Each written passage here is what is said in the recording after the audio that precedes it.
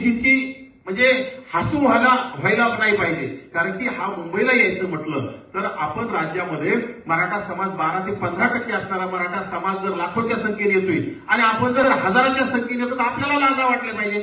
त्यासाठी आपण आपल्या ज्येष्ठ श्रेष्ठ नेत्यांशी चर्चा करूनच आंदोलनाची दिशा येणाऱ्या काळात ठरवावी लागेल. आणि येणाऱ्या काळात असं व्यापक आंदोलन मुंबई असेल, छत्रपती संभाजीनगर असेल, आदरणीय भाऊ म्हणल्याप्रमाणे संभाजीनगरमध्ये सुद्धा लाखांचा मोर्चा होऊ शकतो.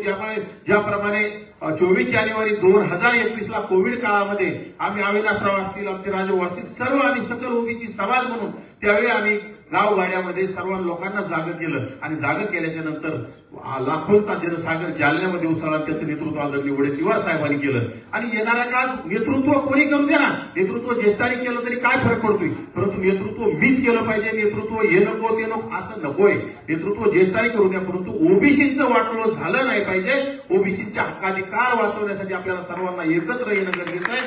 नेतृत्व नवनाथ वाघमारेला नाही मिळालं तरी चालतंय, मंगेश ससानेला नाही मिळालं तरी चालतंय, परंतु आजच्या घडीला वडेट्टीवार साहेब लढतायत, भुजबळ साहेब लढतात. ह्या लोकांना विचारात घेऊन बाळासाहेब आंबेडकर आपल्या सोबत आहेत, त्या लोकांना आपण विचारात घेऊन आंदोलन करणं गरजेचं आहे. परंतु मी काहीतरी केलं पाहिजे याच्यापेक्षा आपण सर्वांनी एकत्र येऊन काय केलं पाहिजे याच्याकडे लक्ष देऊन येणाऱ्या काळात हे जे आम्ही 1 सप्टेंबरचं आंदोलन आहे याच्यावर आदरणीय भाऊनीच आम्हाला मार्गदर्शन करावं, काय करावं, कारण की मला वाटत नाही पाहिजे तेवढे लोक येतील आणि त्याचा हसू झालं नाही पाहिजे. येणाऱ्या काळात सर्वांनी ताकदीनं आंदोलन उभा करण्याची सर्वांनी खांद्यावर आपल्या जबाबदारी घेतली पाहिजे. आणि ते आंदोलन आदरणीय भाऊच्या, आदरणीय भुजबळ साहेबांच्या, आदरणीय बाळासाहेब आंबेडकरांच्या आणि सर्वच ज्येष्ठ नेत्यांच्या, प्रकाश अण्णा शेळके असतील सर्व ज्येष्ठ नेत्यांच्या मार्गदर्शनाखाली हे आंदोलन मुंबईमध्ये धडकलं पाहिजे. राज्य सरकारला आम्ही खरंच 52% आहोत आणि 52% पुढे राज्य सरकारला झुकावंच लागल आणि लागलं पाहिजे. यासाठी आपण सर्वांनी ताकदीनं येणाऱ्या काळात काम करू आणि आदरणीय भाऊच्या सल्ल्यानुसार येणाऱ्या काळात पाहिजे तसं आपल्या येणाऱ्या काळात करायला आपण तयारी ठेवूया.